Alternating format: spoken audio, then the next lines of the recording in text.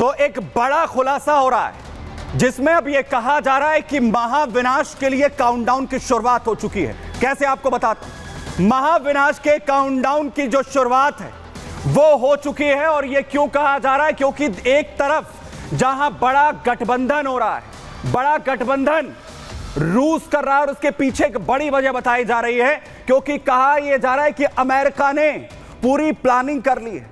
Trump जो पहले कहा जा रहा था कि पूरी तरह शांति लेकर आएंगे, यूक्रेन को जो लगातार मदद मिल रही है रूस यूक्रेन युद्ध में, अब वो कट डाउन होने वाली है। लेकिन इसके उलट कहा जा रहा है कि आखिर कैसे जो तैयारी है वो युद्ध को लेकर और उसमें रूस को घुटने पर लाने की पूरी तैयारी यहां पर की गई है। और इसमें बड़ा खुलासा हो रहा है यूके से, यानी जो यूके के MI6 के पूर्व जो अधिकारी रह चुके हैं, बड़ा खुलासा कर रहे हैं। बड़ी अपडेट आपको बता रहा हूं। रूस युद्ध में MI6 के पूर्व चीफ ने यह दावा किया है। सर रिचर्ड डायरलोव जो ट्रंप को लेकर बड़ा बयान देते नजर आ रहे हैं कि ट्रंप ने कभी युद्ध खत्म करने की बात कही नहीं है, जिसके बाद रूस में हड़कंप मचा हुआ है। युद्ध में ब्रिटिश और यूरोपीय सैनिक भेजने की भी तैयारी यहां पर हो सकती है और यह सब कुछ ट्रंप यहां पर कर सकते हैं। और बड़ी बात यह है कि जब यह खुलासा यूके से हो रहा है, क्योंकि खुद यूके से पूरी मदद यूक्रेन को यहां पर मिल रही है। यूक्रेन को सबसे ज्यादा मदद देने वाले स्टेट्स में थे, उन देशों में से यूके, और वहां से बड़ा खुलासा हो रहा है। जरा तस्वीर दिखाई गई जहां पर इस महाविनाश के काउंटडाउन में जो शुरुआत है वो होती हुई दिख रही है। मैं आपको बताता हूं कि आखिर कैसे इस काउंटडाउन की बात यहां पर हो रही है और अमेरिका ने आखिर क्या तैयारी यहां पर की है। जरा देखिए।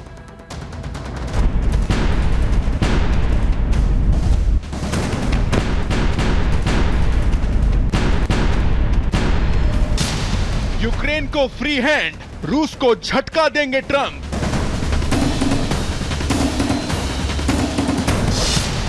अमेरिका ब्रह्मास्त्र, रूस को आघात।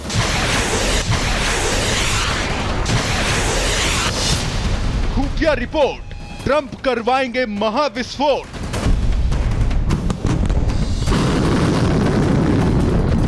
अभी ट्रंप सिर्फ अमेरिका के राष्ट्रपति निर्वाचित हुए हैं, राष्ट्रपति बने नहीं। लेकिन उससे पहले ही उनका रूस यूक्रेन युद्ध को लेकर जो रुख है, उसके जरिए हर देश अलग अलग दावे करने में लगा हुआ है। दावा है कि डोनाल्ड ट्रंप के अमेरिका का अगला राष्ट्रपति बनने के बाद कोई राहत नहीं मिलने वाली, बल्कि पुतिन की परेशानी और बढ़ जाएगी, क्योंकि ट्रंप का इरादा कुछ और ही है। ब्रिटिश खुफिया एजेंसी MI6 के पूर्व चीफ सर रिचर्ड डायरलोव ने दावा किया है, ट्रंप यूक्रेन को रूस पर लंबी दूरी की मिसाइल LRASM से हमले की अनुमति देने वाले हैं। अगर यूक्रेन को जंग में रूस पर लंबी दूरी की मिसाइल से अटैक करने की अनुमति मिली तो सिर्फ कुर्स्क ही नहीं, रूस के हर शहरों में नाटो का बारूद बरसेगा।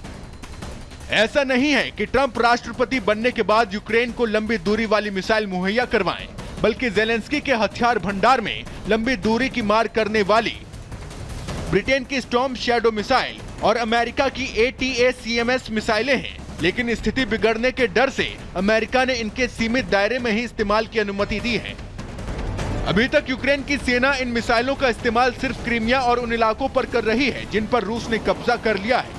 लेकिन अभी रूस के किसी भी बड़े शहर पर अमेरिका या नाटो की मिसाइल ने वैसी तबाही नहीं मचाई जैसी रूस की मिसाइलों ने कीव से लेकर खार्किव तक मचा रखी है। जेलेंस्की कई बार लंबी दूरी की मिसाइलों के इस्तेमाल की अनुमति मांग चुके हैं, लेकिन अमेरिका कभी भी रूस पर नाटो की मिसाइल दागने की इजाजत नहीं दे पाया, क्योंकि जिस दिन मॉस्को, सेंट पीटर्सबर्ग या कजान जैसे रूस के बड़े शहरों पर अमेरिका या नाटो देशों की मिसाइलों की बारिश हो गई, उस दिन रूस यूक्रेन का युद्ध महायुद्ध में बदल जाएगा। अब ऐसे में सवाल है कि क्या ट्रंप पुतिन को बाइडेन से भी बड़ी टेंशन देने वाले हैं? क्या पुतिन ने ट्रंप की तारीफ करने में जल्दबाजी कर दी? क्या ट्रंप का युद्ध विराम वाला वादा रूस पर भारी पड़ने वाला है? Bureau report, Republic Bharat. मैं आपको स्ट्रैटेजी बताता हूं। दरअसल फिनलैंड और स्वीडन नाटो के सबसे नए सदस्य हैं। यहीं से स्ट्रैटेजी बनाई गई है अमेरिका की तरफ से। रूस पर दबाव बढ़ाने के लिए अमेरिका ने अपने सबसे शक्तिशाली हथियार और न्यूक्लियर बॉम्बर से फिनलैंड में शक्ति प्रदर्शन शुरू कर दिया है। और दावा यह किया जा रहा है कि इसी के जरिए जो दबाव है वो रूस पर अमेरिका बनाता हुआ नजर आ रहा है। कैसे, जरा देखिए।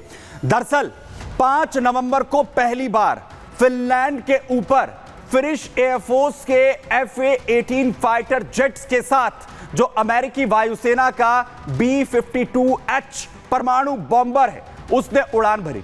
वो उड़ान भरता है, अमेरिका के B-52 परमाणु बॉम्बर ने उत्तर से नॉर्डिक देश में एंट्री की और बोस्निया की जो खाड़ी है उसके रास्ते वो बाहर निकलता है, अपनी ताकत दिखाता है। 2 दिन यानी 7 नवंबर को एक बार फिर से फिनलैंड के ऊपर फिनिश वायुसेना के FA-18 लड़ाकू जेट और स्वीडिश JS-39 फाइटर जेट के साथ अमेरिका के सबसे खतरनाक परमाणु बॉम्बर B-52H ने रूस की सीमा के पास उड़ान भरी है। और इसी उड़ान को कहा जा रहा है कि रूस पर दबाव बनाने के लिए अमेरिका की तरफ से स्ट्रैटेजी के तौर पर इस्तेमाल किया जा रहा है।